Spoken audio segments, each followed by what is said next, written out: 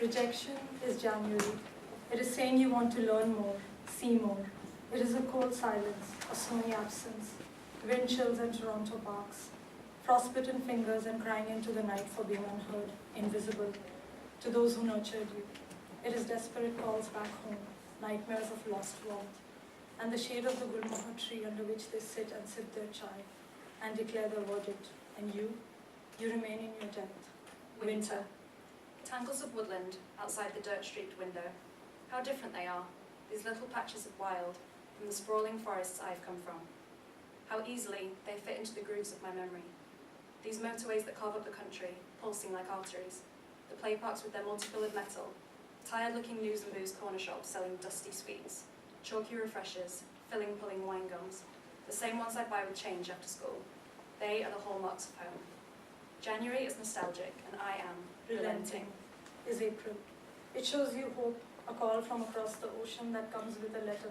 Come and learn if you wish. You watch the snow melting, yellow sun returning, over Arctic winds leaving, daring you. Are you a dreamer? Your mother calls to you from the pages of your memory, reminding you. You're meant to climb mountains, not carry them. I remember.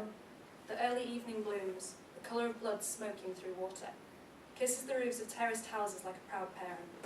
The back alley is littered with propped-up bikes, broken plant pots and the remnants of Tuesday's rubbish run. A glimpse of someone as our train darts past, a woman, mouth open, calling to a toddler on the trike. If the window was open, I'd be able to smell far-off bonfires, fields of rapeseed, mown grass. If I could hear her over the shuddering machinery, I know her voice would sound like mine, ringing out with Uncertainty is June. It is the arrival of a late Canadian spring, relentless rain that brings the monsoon to mind. You're just a drizzle compared to the tropical storms I have weathered. You tell it proudly. You look for courage that morphs itself into fear and steals your dreams. You're tested. You scream about it to your God, who looks like every man who takes your voice, dumbing you. Your tears turn to rain. They bring the maples back to life. It's strange when you come home. It's like shrugging on an old coat, I used to say. My pupils have dilated and drunk in lakes the colour of precious stones, deep enough to hide ancient beasts. I've clambered up mountains until I tasted sweat on my upper lip, plunged my hands into foreign soil, pulling up garlic bulbs and filthy onions I'll never eat. And how often did I dream of it, this smaller, older world that exists inside and outside of me. I get off the train at London King's Cross, see my own ghost running across the platform clutching bag straps, so ready to take off that coat. Forever caught in the transition. Is September. It is a haze of jet-lagged days, sleepwalking through the grey web of London lanes. The smell of strong tea and stale tobacco, colours mixing together in tubes, strangers untrusting, always wondering, questioning, the lilt of your tongue, the shadow of your skin. Where are you from? Where are you from? I don't know where I'm from, you scream in silence. Only where I'm going. But they never ask you that. Where are we? Sometimes being in a bar makes it feel as though my senses have been grated. But tonight the hubbub is a welcome balm.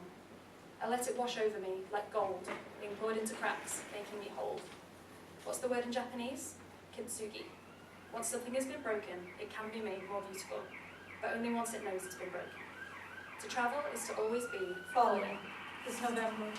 Darkness and leaves. You steal some courage from the blazing oranges, the bold reds, some from under your own caves of fear.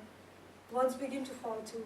You write, you dream, you give up, you get lost, you start over. The cold slowly comes to get you, so you make a patchwork quilt of all those people who did not love you. It keeps you warm. Here I am warm. I never thought of myself as belonging to a place or an identity, but surrounded by stale beer trodden into carpets, low ceilings that close in like a womb, my mind is quiet. I look around the bar, extend a silent wisp of grace. To those starting their adventure, to the unmoored, the unanchored. To those who dream behind easy smiles of home. Commingling is February. It is standing on stage with a poet and practicing courage. It is a quiet acceptance of a midwinter night, learning to live with questions. Who will open the door for you on the other side of this self-will journey?